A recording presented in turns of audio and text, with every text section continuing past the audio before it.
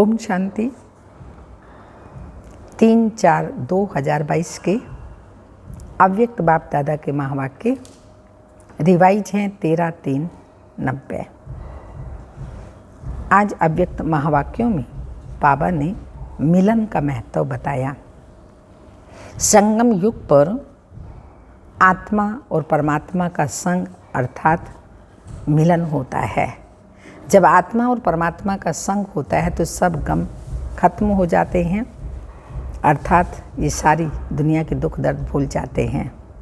संगम युग पर ही परमात्म मिलन से आत्माएं सदा खुश रहती हैं और औरों को खुशी बांटती हैं। यह आत्मा और परमात्मा का मिलन 5000 वर्ष के बाद हुआ है। तो बाबा ने कहा, तुम मेरे सिक्के लदे बच्चे हो जो सीख करके मिले हो 5000 वर्ष के बाद। तो ये परमात्मा और आत्माओं का मिलन सुनते हैं, किस प्रकार से आत्माएं परमात्मा से मिलन करती हैं। संगम पर परमात्मा का आत्माओं से विचित्र मिलन, शरीर रूपी चित्र नहीं, सूक्ष्म आत्मा ज्योति बिंदु, परमात्मा भी ज्योति बिंदु, जो आत्माओं का परमात्मा से मिलन होता है। आज अनेक बार मिलने वाले सिक्के लदे बच्चे फिर से आकर मिले हैं। बाप भी उसी पहचान से बच्चों को देख रहे हैं और बच्चे भी उसी अनेक बार मिलने वाली स्मृति से मिल रहे हैं। यह आत्मा परमात्मा बाप का विचित्र मिलन है। सारे कल्प में कोई भी आत्मा इस स्मृति से नहीं मिलती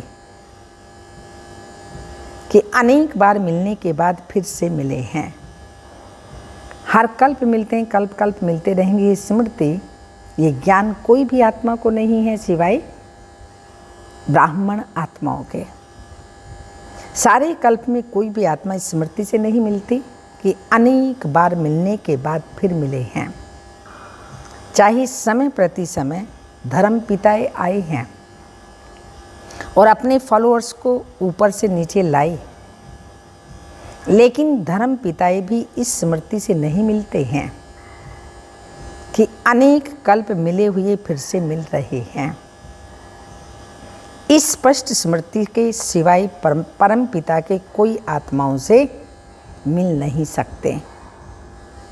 चाहे इस कल्प में पहली बार ही मिलते हैं, लेकिन मिलते ही पुरानी स्मृति, पुरानी पहचान जो आत्माओं में संस्कार के रूप में रिकॉर्ड भरा हुआ है, वह इमर्ज हो जाता है और दिल से यही स्मृति का आवाज़ आता है, यह वही मेरा बाप है, मैं भी वही हूँ, बाबा भी वही है, कल्प पहले वाला हमारा मिलन हो रहा है। बच्चे कहते हैं तुम हो मेरे और बाप कहते हैं तुम हो मेरे। मेरा संकल्प उत्पन्न हुआ उसी सेकंड, उस शक्तिशाली स्मृति से, संकल्प से नया जीवन, नया जहान मिल गया और सदा के लिए मेरा बाबा इस स्मृति स्वरूप में टिक गए। जैसे कि स्मृति स्वरूप बने तो स्मृति के रिटर्न में समर्थी स्वरूप बने। समर्थ स्वरूप बन गए ना, कमजोर स्वरूप तो नहीं होना, पूछ रहे हैं बाबा बच्चों से। और जो जितना स्मृति में रहते हैं उतना समर्थियों का अधिकार स्वतः ही प्राप्त करते हैं। जहाँ स्मृति है वहाँ समर्थी है ही। शिव बाबा की जहाँ स्मृति है तो वो आत्मा समर्थ अर्थात शक्तिशाली बन जाती है। उतना समर्थियों का अधिकार स्वतः ही प्राप्त करते हैं। जहाँ स्मृति है वहाँ समर्थी है ही। थोड़ी भी विस्मृति है तो व्यर्थ है, चाहे व्यर्थ संकल्प हो, चाहे बोल हो, कर्म हो। इसलिए बाप दादा सभी बच्चों को इसी दृष्टि से देखते हैं कि हर एक बच्चा स्मृति स्वरूप सुसमर्थ है। आज तक भी अपना सिमरन भक्तों द्वारा सुन रहे हैं। अपनी स्मृति में लाया, आपने ये स्मृति में लाया क्या? मेरा बाबा। तो भक्त आत्मा भी यही सिमरन करती है, मेरा इष्ट देव व देवी। तो बाबा यहाँ ये बात स्पष्ट कर रहे हैं, जितना ही यहाँ पर हम बाबा को याद करते हैं, बाबा से प्रीत रहती है, बाबा की स्मृति रहती है, उतना ही भक्त लोग हमको याद करते हैं भक्ति मार्ग में इष्ट देव समझ करके। जैसे आपने अति प्यार से दिल से बाप को याद किया, उतना ही भक्त आत्माएं आप इष्ट आत्माओं को दिल से अति प्यार से याद करती हैं। आप ब्राह्मण आत्माओं में भी कोई दिल के स्नेह संबंध से याद करते हैं और दूसरे दिमाग द्वारा नॉलेज के आधार पर संबंध को अनुभव करने का बार बार प्रयत्न करते हैं। जहाँ दिल का स्नेह और संबंध अति प्यारा अर्थात अति समीप है, वहाँ याद भूलना मुश्किल है। जहाँ सिर्फ नॉलेज के आधार पर संबंध है, लेकिन दिल का अटूट स्नेह नहीं है, वहाँ याद कभी सहज और कभी मुश्किल होती है। जैसे शरीर के अंदर नस नस में ब्लड समाया हुआ है, ऐसे आत्मा में निष्पल अर्थात हर पल याद समाई हुई हो। ब्लड ग्रुप अच्छा होता है तो शरीर शक्तिशाली होता है। बहुत सुंदर एग्जाम्पल बाबा ने दिया। ऐसे ही जैसे नस नस में ब्लड होता है, बाबा की याद नस नस में है, तो हर पल हर घड़ी याद बाबा के दिल में समाई हुई है। उसको कहते हैं दिल के स्नेह संपन्न निरंतर याद। जैसे भक्त आत्माएं बाप के लिए कहती हैं, जहाँ देखता हूँ तू ही तो, ऐसे बाप के स्नेही समान आत्माओं को जो भी देखे वो अनुभव करे। इन्हों की दृष्टि में, बोल में, कर्म में परमात्मा बाप ही अनुभव होता है। इसको कहते हैं स्नेही सो समान बाप।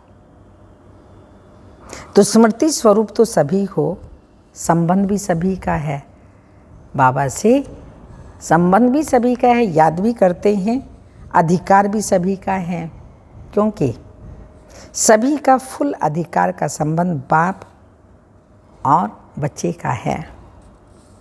सभी कहते हैं मेरा बाबा, मेरा चाचा, मेरा काका, कोई नहीं कहते। अधिकार का संबंध होने के कारण सर्व प्राप्तियां वर्षे के रूप, वर्षे के अधिकारी हो, चाहे 50 वर्ष वाले हो और चाहे 6 मास वाले हो। मेरा कहने से अधिकारी तो बन गए, लेकिन अंतर क्या होता है? अधिकार तो सभी को एक जैसा देता है, क्योंकि अखुट वर्षा देने वाला है। और अधिकार तो सबको एक ही है। 2.5 लाख तो क्या, 2.5 लाख तो क्या, लेकिन सर्व आत्माएं भी अधिकारी बने इस वर्षे के, सर्व आत्माएं भी अधिकारी बने, उससे भी अथाह खजाना बाप के पास है, तो कम क्यों दे? तो दाता सभी को देता, एक जैसा है, लेकिन लेवता में फर्क है। दाता के लिए तो कहा जाता है देंदा दे लेंदा थक पाए। वो देता सबको एक जैसा है, एक ही समय पर देता है, लेकिन लेने वाले नंबरवार बन जाते हैं। कोई प्राप्तियों के वर्षे को व खजाने को समय प्रमाण स्वयं प्रति व सेवा प्रति कार्य में लगाकर उसका लाभ अनुभव करते हैं। इसलिए बाप का खजाना अपना खजाना बना देते हैं, अर्थात अपने में समा देते हैं। इसलिए हर एक खजाने को यूज करने के अनुभव से खुशी और नशे में रहते हैं। शुद्ध नशा, उल्टा नहीं। और दूसरा खजाना मिला है, इसी खुशी में रहते हैं। मेरा है, लेकिन सिर्फ मेरा है, उसको कार्य में नहीं लगाते हैं। खजाना मेरा है, इस नशे में रहते हैं, लेकिन उसको कार्य में नहीं लगाते। कोई भी अमूल्य वस्तु को सिर्फ अपने पास स्टॉक में जमा कर लिया, लेकिन सिर्फ जमा करने और यूज करने की अनुभूति में अंतर है। जितना कार्य में लगाते हैं उतनी शक्ति और बढ़ती है। आत्मा शक्तिशाली बनती जाती है धारणा करने से, अर्थात यूज करने से। और सदा नहीं करते, कभी करते हैं। इसलिए सदा वालों में और कभी कभी वालों में अंतर पड़ जाता है। कार्य में लगाने की विधि यूज नहीं करते तो दाता अंतर नहीं करता, लेकिन लेवता में अंतर पड़ जाता है। आप सभी कौन हैं? पूछें अपने आप से, हम कौन हैं? कार्य में लगाने वाले या सिर्फ जमा दे खुश होने वाले? पहला नंबर वाले हो या दूसरा नंबर हो? बाप दादा को खुशी है सभी नंबर 1 हैं या इस समय नंबर 1 हो? बाप दादा सदैव कहते हैं, सदा बच्चों के मुख में गुलाब जामुन, जो कहा वह किया, अर्थात सदा गुलाब जामुन मुख में है। दुनिया वाले कहते मुख में गुलाब, लेकिन गुलाब से मुख मीठा नहीं होगा। इसलिए गुलाब जामुन मुख में हो तो सदा ही मुस्कुराते रहें। अच्छा, कई नए फिर से मिलने पहुंच गए हैं। जो भी इस कल्प में फिर से मिलन मना रहे हैं, उन बच्चों के लिए विशेष बाप दादा स्नेही का वरदान देते हैं कि सदा अपने मस्तक पर बाप का हाथ अनुभव करते चलो। जिसके सिर पर बाप का हाथ है वह सदा इस वरदान के अनुभव से सब बातों में सेफ है। भगवान का हाथ वरदानों का हमारे सर पर है तो हर हालत में सेफ हैं। ये वरदान का हाथ हर बात में आपकी सेफ्टी का साधन है। तो सबसे बड़े से बड़ी सिक्योरिटी यही है। कौन सी? बाबा सदा मेरा साथी है और वरदान का हाथ सदा मेरे सर पर है। ये सारे विश्व में हमारी सबसे बड़ी सिक्योरिटी है। बाप दादा सभी टीचर्स की निमित्त बनने की हिम्मत देख खुश है। हिम्मत रख, निमित्त तो बन ही जाते हैं ना। टीचर निमित्त बनना अर्थात बेहद की स्टेज पर हीरो पार्ट बजाना। जिसे हद की स्टेज पर हीरो पार्टधारी आत्मा की तरफ सबका विशेष अटेंशन होता है, ऐसे जिन आत्माओं के निमित्त बनते हो विशेष, वह और जनरल सर्व आत्माएं आप निमित्त बने टीचर्स को उसी दृष्टि से देखते हैं। सभी का विशेष अटेंशन होता है ना, टीचर्स के ऊपर सबका विशेष अटेंशन होता है। तो टीचर्स को अपने में भी विशेष अटेंशन रखना पड़े, क्योंकि सेवा में हीरो पार्टधारी बनना अर्थात हीरो बनना। दुआएं भी टीचर्स को ज़्यादा मिलती हैं। जितनी दुआएं मिलती हैं उतना अपने ऊपर ध्यान देना आवश्यक है। यह भी ड्रामा अनुसार विशेष भाग्य है, तो सदा इस प्राप्त हुए भाग्य को बढ़ाते चलो। 100 से हजार, हजार से लाख, लाख से करोड़ और करोड़ से पद्मा पदम और पदम से भी पद्मा पदम सदा इस भाग्य को बढ़ाते चलना, इसको कहते हैं योग्य आदर्श टीचर्स। बाप दादा निमित्त हुए बच्चों का सिमरन जरूर करते हैं। सदा अमृत वेले कब सिमरन करते हैं बाबा बच्चों को, कब याद करते हैं? जो निमित्त हैं अमृत वेले।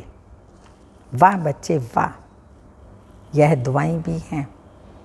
सुना सेवाधारियों ने, टीचर्स माना नंबर 1 सेवाधारी। अच्छा, डबल विदेशी भाई बहनों से ग्रुप वाइज मुलाकात। सभी अपने को बहुत बहुत भाग्यवान समझते हो, क्योंकि कभी स्वप्न में भी संकल्प नहीं होगा ऐसी श्रेष्ठ आत्माएं बनेंगे। लेकिन अभी साकार में बन गए ना। देखो कहाँ कहाँ से बाप दादा ने रत्नों को चुनकर रत्नों की माला बनाई है। ब्राह्मण परिवार की माला में पिरो गए। कभी माला से बाहर तो नहीं निकलते हो। कोई भी माला की विशेषता और सुंदरता क्या होती है? सुंदर माला कब लगती है? उसकी विशेषता क्या है? दाना दाने के साथ मिला हुआ होता है। अगर बीच में धागा दिखाई दे, दाना दाने के साथ नहीं लगा हुआ हो तो सुंदर नहीं लगेगा। तो आप ब्राह्मण परिवार की माला में हो, अर्थात सर्व ब्राह्मण आत्माओं के समीप हो गए। जैसे बाप के समीप हो वैसे बाप के साथ साथ परिवार के भी समीप हो, क्योंकि यह परिवार भी इस पहचान से, परिचय से अभी ही मिलता है। तो परिवार में मज़ा आता है ना। ऐसे नहीं कि सिर्फ बाप की याद में मज़ा आता है। योग परिवार से नहीं लगाना है, लेकिन समीप 1-2 के रहना है। इतना बड़ा 2.5 लाख का परिवार कोई होगा? अभी तो 9-10 लाख से भी बड़ा परिवार है। तो परिवार अच्छा लगता है या सभी बाबा, हाँ, या सिर्फ बाबा ही अच्छा लगता है? जैसे सिर्फ बाबा अच्छा लगेगा, बस बाबा से ही हमारा लेना देना है, बाबा ही अच्छा लगता है, तो जिसे सिर्फ बाबा अच्छा लगेगा वो परिवार में नहीं आ सकेगा। बाप दादा परिवार को देख हर्षित होते हैं और सदा 1-2 की विशेषताओं को देख हर्षित रहते हैं। हर ब्राह्मण आत्मा के प्रति यही संकल्प रहता है, वाह ब्राह्मण आत्मा वाह। देखो ऊपर से तो बैठकर नहीं मिलते। आप विदेश से आते हो, बाप दादा भी विदेश से आते हैं, सबसे दूर दूर से आते हैं, लेकिन आते सेकंड में हैं। आप सभी भी सेकंड में उड़ती कला का अनुभव करते हो ना। सेकंड में उड़ सकते हो, इतनी डबल लाइट हो, संकल्प किया और पहुंच गए। परमधाम कहाँ और पहुँचे, ऐसी प्रैक्टिस है। कितनी दूर, जिसके माइल भी गिनती नहीं कर सकते, एक संकल्प से ही अपने घर परमधाम पहुँच जाते हैं। तो बाबा पूछ रहे हैं ऐसी प्रैक्टिस है? कहाँ अटक तो नहीं जाते हो? कहीं कभी कोई बादल तंग तो नहीं करते? केयरफुल भी हैं और केयरफुल के साथ साथ क्लियर भी ऐसे है ना। तो डबल विदेशी बच्चों को आते ही सेंटर मिल जाते हैं, बहुत जल्दी टीचर बन जाते हैं। इसलिए सेवा की भी दुआएं मिलती हैं। दुआएं मिलने की विशेष लिफ्ट मिलती है। साथ साथ आते ही इतने बिजी हो जाते हैं जो और बातों के लिए फुर्सत ही नहीं मिलती। इसलिए बिजी रहने से घबराना नहीं, यह गुड साइन है। बिजी रहना ब्राह्मणों का ये गुड साइन है। कई कहते हैं ना, लौकिक कार्य भी करें, फिर अलौकिक सेवा भी करें और अपनी सेवा भी करें। ये तो बहुत बिजी रहना पड़ता है। लेकिन ये बिजी रहना अर्थात माया जीत बन जाना है। ये ठीक लगता है? या लौकिक जॉब करना मुश्किल है?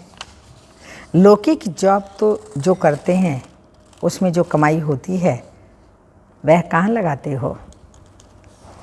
जैसे समय लगाते वैसे धन भी तो लगाते हो। तो तन मन धन तीनों ही लग जाते हैं, सफल हो जाता है ना। इसलिए थकना नहीं। सेंटर खोलते हो तो कितनी आत्माओं को, जब सेंटर खोलते हैं तो कितनी आत्माओं का संदेश सुनते ही कल्याण होता है। तो मन और धन का कनेक्शन है। क्या कनेक्शन है मन और धन का? जहाँ धन होगा वहाँ मन होगा, और जहाँ मन होगा वहाँ धन होगा। बाप दादा डबल विदेशियों को सर्व प्रकार से सफल करने में बिजी देख खुश होते हैं। सभी गोल्डन चांसलर हो तो सदा याद रखना कि सफलता मूर्त है और सदा सफलता मेरे गले का हार है। कोई भी कार्य करो तो पहले यह सोचो कि सफलता मेरे गले की माला है। तो जैसा निश्चय होगा वैसा प्रत्यक्ष फल मिलेगा। अच्छा, ये स्वीट साइलेंस प्रिय लगती है ना, क्योंकि आत्मा का ओरिजिनल स्वरूप ही है स्वीट साइलेंस। तो जिस समय चाहो जिस समय इस स्वीट साइलेंस की स्थिति का अनुभव कर सकते हो, क्योंकि आत्मा अभी इन बंधनों से मुक्त हो गई। इसलिए जब चाहें तब अपने ओरिजिनल स्थिति में स्थित हो जाएं। तो बंधन मुक्त हो गए ना, या होना है? क्या है? सभी बंधन मुक्त हो गए या होना है? इस बार मधुबन में 2 शब्द छोड़कर जाना, समथिंग और some time. Something some time, ये पसंद है ना? सभी छोड़ेंगे।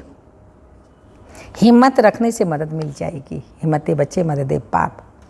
हिम्मत रखेंगे तो शिव बाबा की मदद मिल जाएगी, क्योंकि यह तो जानते हो 63 जन्म अनेक बंधनों में रहे और एक जन्म स्वतंत्र बनने का है। इसका ही फल अनेक जन्म जीवन मुक्ति प्राप्त करेंगे। तो फाउंडेशन यहाँ डालना है। जब इतना फाउंडेशन पक्का होगा तब तो 21 जन्म चलेगा ना। जितना अपने में निश्चय करेंगे उतना ही नशा होगा।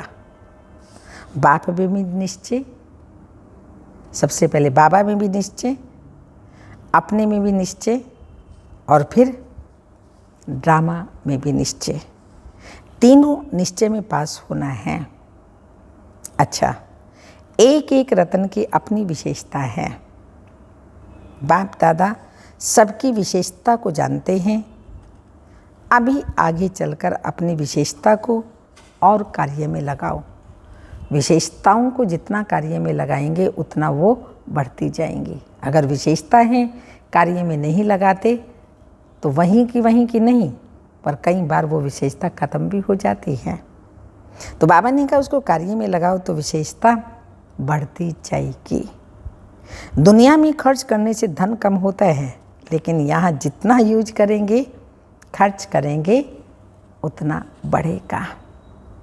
सभी अनुभवी होना। तो इस वर्ष का यही वरदान याद रखना कि हम क्या वरदान याद रखना। 2 बातें बाबा ने बताई। कौन सा वरदान याद रखना है? कि मैं विशेष आत्मा हूँ और उन विशेषताओं को जो बाबा की देन है, गॉड गिफ्ट है, उनको कार्य में लगाना। यही याद रखना, हम विशेष आत्मा और विशेषताओं को कार्य में लगाकर और आगे बढ़ाएंगे। वो विशेषताएं और भी हमारी बढ़ती जाएंगी। जैसे यहाँ नज़दीक बैठना अच्छा लगता है, वैसे वहाँ भी सदा नज़दीक रहना। बाप दादा सदा हर एक को इसी श्रेष्ठ नज़र से देखते हैं कि एक एक बच्चा योगी भी है और योग्य भी है। कैसे देखता है बाबा? एक एक बच्चा मेरा योगी भी है और साथ साथ योग्य भी है। अच्छा, चारों ओर के अनेक कल्प न्यारा और प्यारा मिलन मनाने वाले, सदा प्राप्त हुए वर्षे के खजानों को हर समय प्रमाण कार्य में लगाने वाले, सदा दिल से अति स्नेही और बाप समान बन स्वयं द्वारा बाप का अनुभव करने वाले, बाप समान बन स्वयं द्वारा बाप का अनुभव कराने वाले, सदा स्मृति स्वरूप सो भक्तों द्वारा समर्थ स्वरूप बनने वाले, सदा अपनी प्राप्त भाग्य को बांटने वाले और बढ़ाने वाले, ऐसे मास्टर दाता समर्थ बच्चों को बाप दादा का याद प्यार। Good morning diamond morning. रूहानी बाप की रूहानी बच्चों को नमस्ते।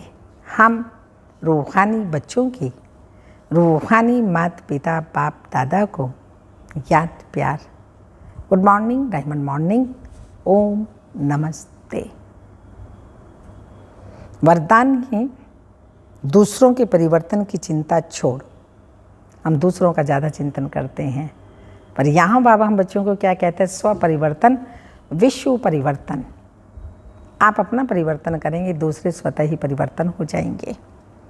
तो दूसरों के परिवर्तन की चिंता छोड़ स्वयं का परिवर्तन करने वाले शुभ चिंतक भाव। स्व परिवर्तन करना ही शुभ चिंतक बनना है। खुद को बदलो तो दूसरे बदल जाएंगे। यही बाबा ने कहा क्या है? शुभ चिंतक बनना है। यदि स्व को भूल दूसरे के परिवर्तन की चिंता करते हो तो यह शुभ चिंतन नहीं है। पहले स्व और स्व के साथ सर्व। यदि स्व का परिवर्तन नहीं करते और दूसरों के शुभ चिंतक बनते हो तो सफलता नहीं मिल सकती। इसलिए स्वयं को कायदे प्रमाण चलाते हुए स्व का परिवर्तन करो, इसी में ही फायदा है। बाहर से कोई फायदा भल दिखाई ना दे, लेकिन अंदर से हल्कापन और खुशी की अनुभूति होती रहेगी। स्लोगन, सेवाओं में सदा उमंग है। अगर सेवाओं में सदा उमंग है तो छोटी छोटी बीमारियां मर्ज हो जाती हैं। माया रूपी बीमारियां जो छोटी छोटी आती है वो भी मर्ज हो जाती हैं। अमृत वेले की पॉइंट है, प्यार में लवलीन हो जाओ। मनुष्यों ने कहा है आत्मा ब्रह्म में लीन हो जाती है। आत्मा ब्रह्म में लीन नहीं होती है, एक्टर है, आती है जाती है, लेकिन परमात्मा के लव में लीन हो जाती है। अमृत वेले महारथी बच्चे और सब बच्चे जब रूह ध्यान करते हैं तो महारथियों की रूह ध्यान और मिलन मुलाकात, अनेक आत्माओं के मिलन और रूह ध्यान में क्या अंतर होगा?